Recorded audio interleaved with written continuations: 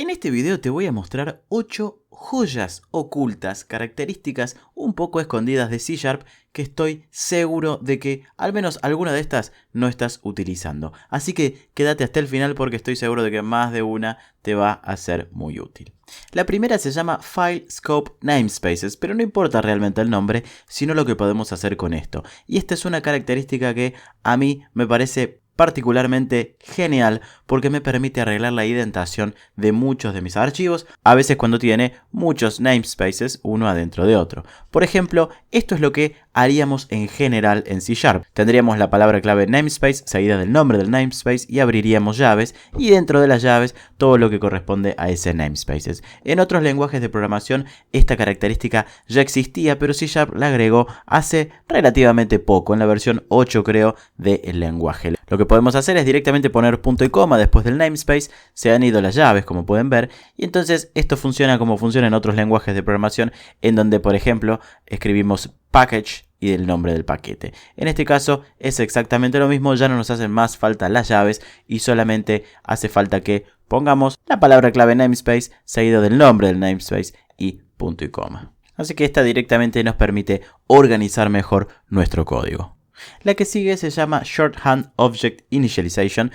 De nuevo, el nombre no importa, sino lo que podemos hacer con esta feature. Supongamos que tenemos una clase auto, que es una entidad propia de nuestro dominio. La manera en la cual en general inicializaríamos este auto es haciendo esto. Car, seguido del nombre de la variable, igual a new car, es decir, el tipo. Claro que también había otra segunda manera de inicializar este objeto, que es utilizando var, que nos da cierta flexibilidad al no tener que colocar el tipo a la izquierda porque lo va a inferir de lo que sea que está a la derecha. Bueno, hay una tercera opción para inicializar este tipo de objetos, que es colocando a la izquierda el tipo y obviando aquí el tipo a la derecha.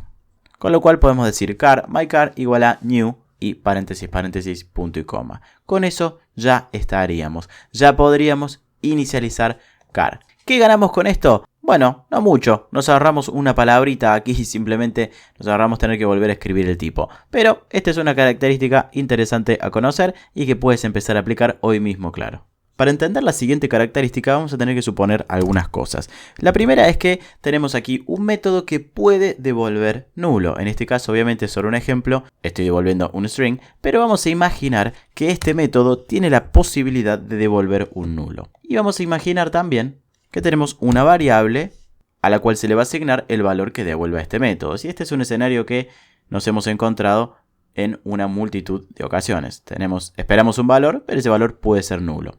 ¿Cómo haríamos para resolverlo? En general, si no conocemos el funcionamiento de lo que te voy a mostrar ahora, haríamos esto. Haríamos un if que compara si la variable que recibimos es nula, entonces le asignaría un valor por defecto. Bueno, esto puede ser directamente reemplazado por un operador nuevo que es este. Se llama Null Coalescing Operator, que son los dos signos de pregunta así. Básicamente lo que va a hacer este operador es determinar si el valor que devuelve este método es nulo, entonces va a agregar default. Si no es nulo, entonces va a dejar cualquier cosa que sea que vino del método. Muy sencillo, pero también muy poderoso. Este, de nuevo digo, es un escenario que siempre nos estamos enfrentando, la posibilidad de que uno de los valores sea nulo. Otra característica que me parece sumamente interesante es la posibilidad de achicar el switch. Vamos a imaginar que tenemos un enumerador aquí y que también tenemos una variable que en algún momento adopta un valor del enumerador. Obviamente vamos a suponer que no sabemos que es medium, ¿sí? Vamos a imaginar que esto es variable y que viene de algún otro lado. Y además vamos a imaginar que tenemos una variable text que tiene que contener low, medium o high. Es decir, que tiene que poder definir con un texto cuál es el nivel el cual esta variable contiene. Suponiendo que usamos un switch como haríamos en cualquier ocasión para hacerlo, tendríamos algo así. Recibiríamos la variable level dentro del switch y en cada uno de los cases del switch agregaríamos el texto según el valor del enumerador. Bueno, ¿cómo se puede hacer para achicar esto? Perfecto. Podríamos directamente reemplazar todo esto por lo siguiente. Si es que lo que queremos hacer es simplemente asignar un valor según otro valor del enumerador, entonces podemos hacerlo así.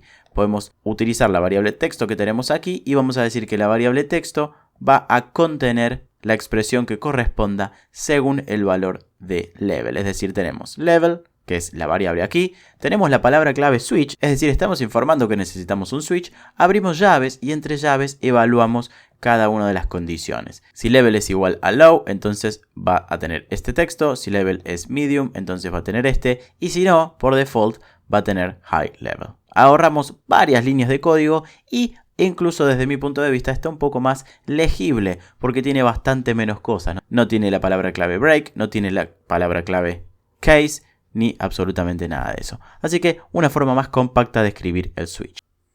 Seguramente ya conoces el valor que tiene el bloque using.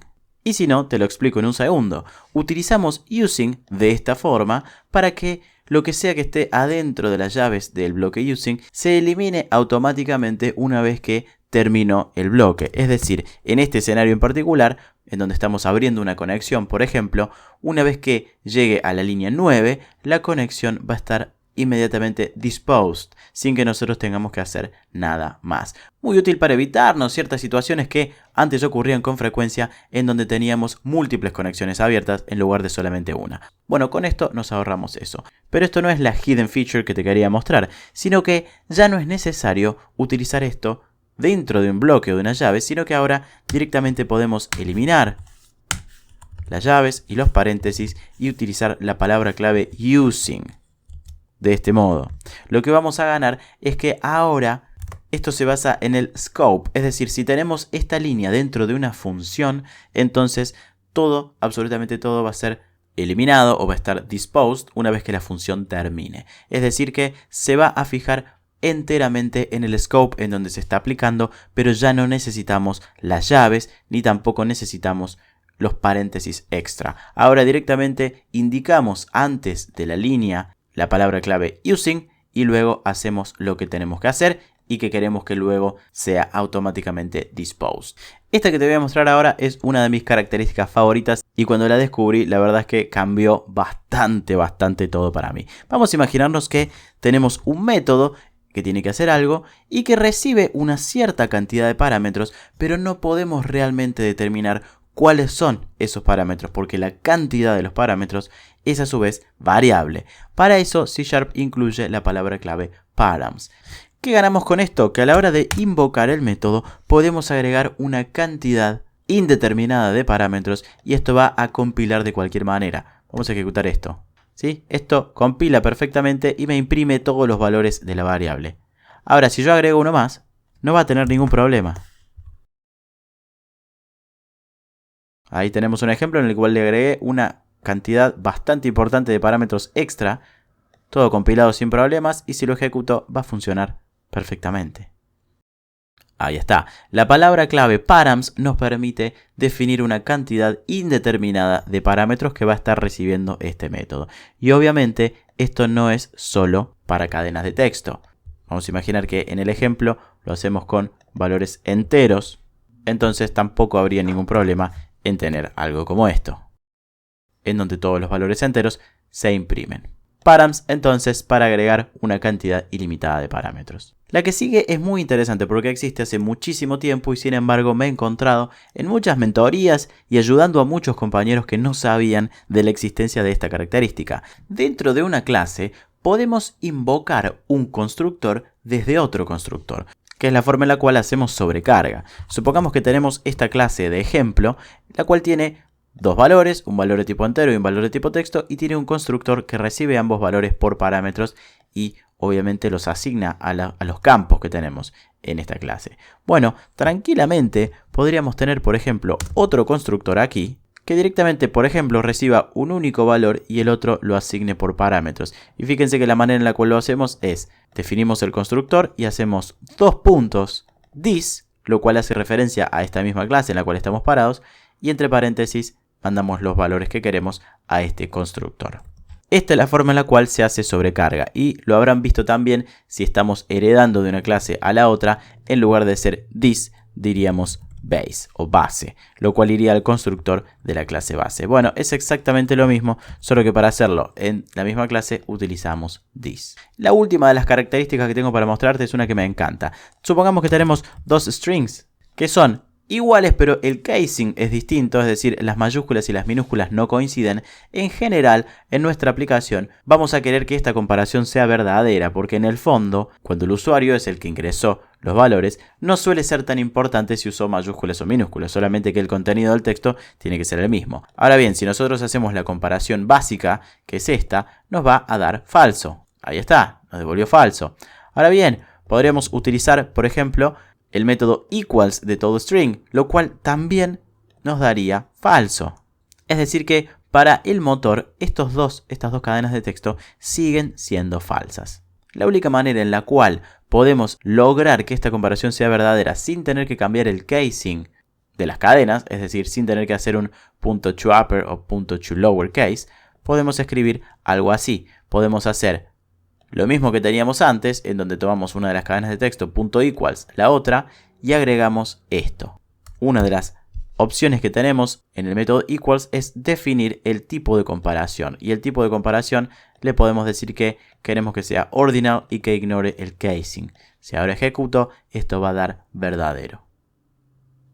Ahí está, verdadero. De cualquier manera, aquí seguimos teniendo un pequeño problema y es que text1 puede ser nulo, y si text1 es nulo, entonces esto va a fallar, por lo cual le vamos a dar una pequeña vuelta de tuerca más y vamos a agregarlo en otra variable y vamos a utilizar el método equals de la clase string. Pero en esencia vamos a hacer lo mismo. Vamos a decir string.equals, mandamos la primera cadena de texto, coma la segunda cadena de texto y definimos que el tipo de comparación queremos que ignore el casing. Ejecutamos, esto nos va a dar verdadero. Hasta aquí llegamos con el video de hoy. Estas son solamente algunas de las características escondidas de C#, a las cuales se les llama así porque en general no mucha gente quizás sabe sobre ellas, pero no son las únicas. Así que déjame saber en comentarios si esto te interesa y entonces voy a crear un video con algunas más que conozco y otras que me encontré mientras investigaba para este video. Así que déjame saber en comentarios si esto te interesa y entonces creo otro video, una segunda parte, incluso una tercera parte con más características escondidas. Si ya las sabías y las usabas, también déjamelo saber en comentarios. Muchísimas gracias por quedarte hasta el final y suscríbete al canal porque tengo mucho más contenido de C# y de .NET en general. Muchísimas gracias y nos vemos la próxima.